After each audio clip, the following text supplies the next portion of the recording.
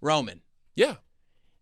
Was he a different guy when you came back? I mean, the character has evolved so tremendously. But You know the answer to that question. I got to ask you, though, perspective. You know the answer to that question. I mean, I know, but... To get him in a space to speak and have him not be able to craft what he wants to say is a young man trying to find his way.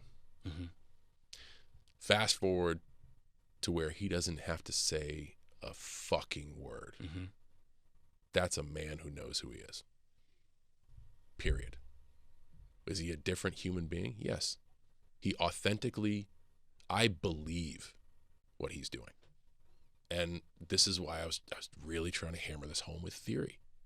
Like, it took Roman 10 years, 8 years, 8 years at the top, pushed for 8 years for the light bulb to go off and be like, I'm doing it my way.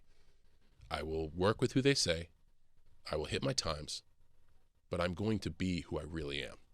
And I'm going to take these facets. And whether it was the pandemic that gave him his nuance, because he's such a nuanced performer. He's a film performer in live entertainment. Totally. And I think maybe the absence of people not only allowed him to be more nuanced, but it killed the polarization. You can't boo him just because you want to be on TV with your audience that night, because there is no audience. And he's really good. And when you took away that thing that I built, that, okay, the company's pushing this guy, go against him just to do the thing, but he's really good. Nah, forget it. It's going to be awesome. We're chaos. We rerun the asylum. I love that.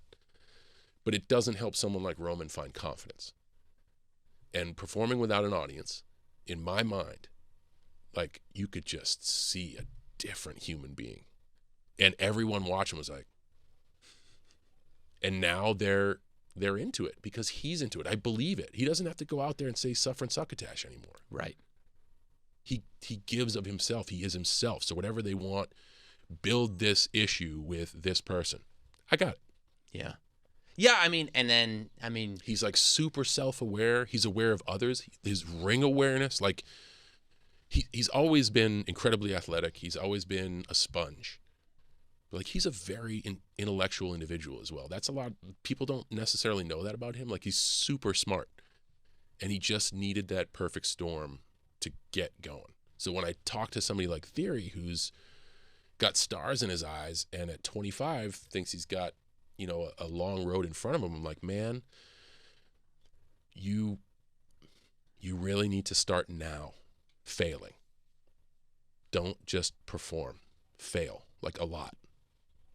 And then one day you'll get it.